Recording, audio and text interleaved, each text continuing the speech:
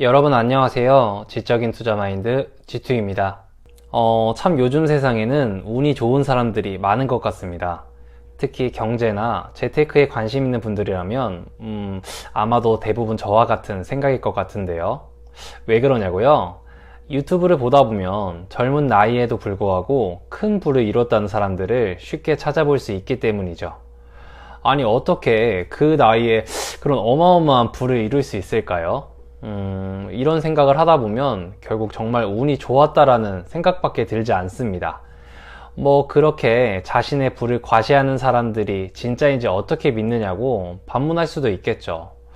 뭐 맞습니다. 저 역시도 큰 부를 이뤘다는 유튜버 중에는 분명히 가짜가 있을 거라고 생각해요. 유튜브 채널을 키우기 위해서든 혹은 자신의 인지도를 높여 강의나 책을 판매하기 위해서든 가짜 성공을 외치는 유튜버들은 분명히 있겠죠. 그럼에도 분명한 건 큰 부를 이룬 사람은 실제로 존재한다는 사실이에요.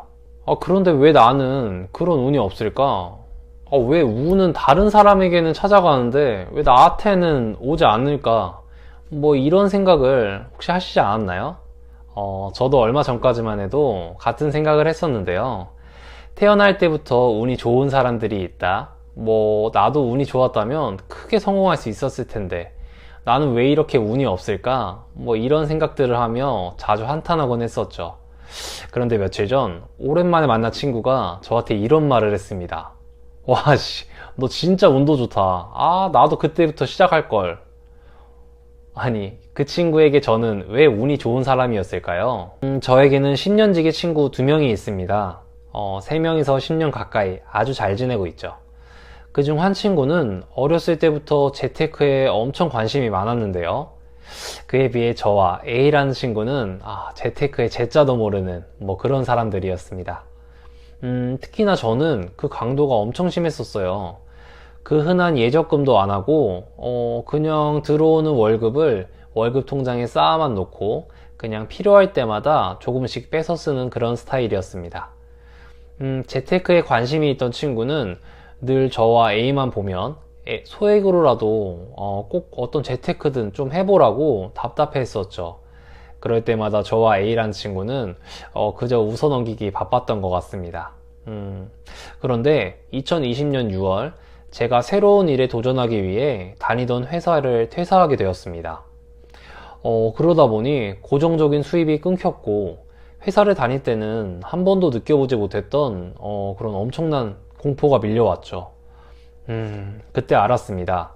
제가 재테크를 하지 않았던 이유가 돈에 대한 결핍이 없었구나 하고요. 뭐 엄청난 연봉은 아니었지만 혼자서 먹고 싶은 거, 하고 싶은 거 정도는 할 수 있었던 정도였으니까요. 그러다 보니 삶에 안주하게 되고 재테크의 필요성을 크게 느끼지 못했던 거죠. 하지만 상황이 달라지니 뭐라도 해야겠다라는 생각이 들었습니다. 때마침 친구가 추천한 재테크 중 해외 주식이 떠올랐죠. 처음에는 소액으로 시작했어요. 주식에 대해 잘 몰랐지만 해야겠다라는 절박함이 있으니 누가 시키지 않았는데도 알아서 열심히 공부를 하게 됐죠. 짧은 시간 동안 아주 다양한 방식의 주식 투자를 경험했는데요. 이때도 참 사건 사고가 많았는데 이 얘기는 오늘 운에 대한 이야기와 조금 맞지 않아서 다음에 제가 다른 영상으로 준비해 보겠습니다. 아무튼 우여곡절 끝에 좋은 종목을 싼 가격에 사서 나빠지기 전까지 반드시 보유하고 있는다 라는 저만의 투자 마인드를 세울 수 있었죠. 그 마인드로 선택한 종목이 테슬라와 애플이었어요. 친구가 왜 저에게 운이 좋다고 했는지 이해가 되시나요? 제 주식 투자 얘기를 꺼낸 건 자랑하기 위해서라든지 뭐 다른 이유가 있어서는 아닙니다. 그리고 사실 자랑할 정도도 아니고요. 아무튼 제 얘기를 한 이유는 바로 운에 대해 말하기 위해서인데요. 제가 깨달은 운이란 특별한 누군가에게만 가는 그런 것이 아니라는 겁니다.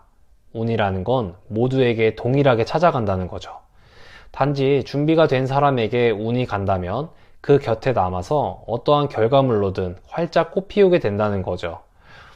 반대로 준비가 되어 있지 않은 사람에게 운이 간다면 그 곁에 머물지 못하고 그냥 흘러가 버릴 겁니다. 세상에는 운이 좋은 사람, 나쁜 사람으로 나뉘지 않습니다. 운을 받을 준비가 된 사람과 그렇지 않은 사람으로 나뉘게 되는 거죠. 그리고 한번 운을 경험한 사람도 계속 준비하지 않는다면 다음번에 다가올 운은 받을 수 없을 겁니다. 그렇다면 운을 받을 준비란 무엇이며 운이 좋아지기 직전에 나타나는 징조에 대해서 자세하게 알아보죠. 먼저 제가 말한 운의 정의부터 좀 더 자세하게 살펴볼까요? 저는 세상에 운이 있는 사람, 없는 사람, 이런 건 없다고 생각합니다. 왜냐하면 운이라는 건 어느 시점에서 모두에게 똑같이 찾아오기 때문이죠. 그때 준비가 되어 있던 사람에게는 지나가던 운이 그의 곁에 남게 되는 거죠. 제 얘기를 듣고 무슨 억지 논리냐며 인상을 찌푸릴 수도 있습니다. 예를 들어 태어날 때 부유한 집에서 혹은 가난한 집에서 태어나는 운은 어떻게 설명할 거냐며 반문할 수도 있겠죠. 네, 맞습니다. 그런 예외의 경우도 있겠죠. 하지만 대부분 운은 모두에게 찾아오는 게 분명합니다. 한번 생각해 볼까요? 큰 부를 이뤘다는 유튜버들이나 주변 사람들은 분명히 어떤 사건을 계기로 부를 이뤘을 겁니다. 예를 들어 지난 코로나 팬데믹 혹은 2008년 금융위기 이후 많은 신흥 부자들이 탄생했었죠. 그들도 인정합니다. 운이 좋았다는 것을요. 그런데 우리는 여기서 한 가지 명심해야 할 것이 있습니다. 그들을 부자로 만들어준 사건은 우리 모두가 겪은 동일한 사건이라는 거죠. 단지 평범한 사람들은 준비가 되어 있지 않아 그것이 운인지도 모른 채 흘려보낸 거고, 부자가 될 사람들은 그 운을 받을 준비가 되어 있었던 것이죠. 그럼 나에게 오는 운을 붙잡을 수 있는 준비란 무엇일까요? 저는 결핍과 반복 실행이라고 생각합니다. 결핍은 삶의 원동력을 줄 수 있는 최고의 수단 중 하나라고 생각하죠. 무언가 부족하다는 건 그것을 채우기 위해 행동하게 만들어주는 강력한 이유가 되기 때문인데요. 그런데 결핍을 뭔가 부정적으로 느끼는 분들도 분명히 있을 것 같아요. 그건 아마도 부족함을 느껴도 그걸 채울 수 없다고 포기하기 때문이겠죠. 그럼 부족한 걸 아는데도 왜 채우기를 포기하는 걸까요? 그건 아마도 결핍을 채울 수 있을지 확신이 없으며 그것을 채우기 위해 들어가는 노력이 너무 부담스럽고 힘들기 때문이 아닐까라고 판단됩니다. 간단히 표현해보면 행동에 대한 방향성이 맞는지, 그것에 투입되는 리소스가 많을까 두려워 포기한다는 거겠죠. 두 문제 모두 해결책은 있습니다. 먼저 방향성의 경우 이미 그 결핍을 채운 사람이 했던 것과 동일한 방향으로 가는 거죠. 사람은 모두 다르기에 결핍 역시 다를 수는 있어요. 하지만 큰 맥락에서 보면 분명 비슷한 결핍을 채운 사례를 찾아볼 수 있을 겁니다. 그럼 그 방법을 똑같이 따라해서 하면 되는 거죠. 그러다 혹시 내가 가고자 한 방향과 다르면 어떡하냐라고 걱정할 수도 있습니다. 그럴 수도 있겠죠. 그럼 또 다른 사례를 찾아 다시 따라하면 됩니다. 스스로 빨리 결핍을 채우겠다는 시간 제한을 걸지 않는다면 쉽게 해결될 수 있는 문제입니다. 다음으로 결핍을 채우기 위해 투입되는 리소스가 너무 많을까봐 걱정할 필요도 없습니다. 그것에 들어가는 시간과 노력을 최대한으로 줄이면 되니까요. 그럼 얼마나 줄여야 될까요? 바로 결핍을 채울 때까지 무한히 계속 반복할 수 있을 정도로 말이죠. 예를 들어 볼까요? 하루에 10분 정도 아주 집중해서 그 일을 해도 일상에 지장이 없다고 하면 그 정도만 하면 됩니다. 중요한 건 시간이 아니에요. 가장 중요한 것은 될 때까지 계속 할 수 있는 지속력입니다.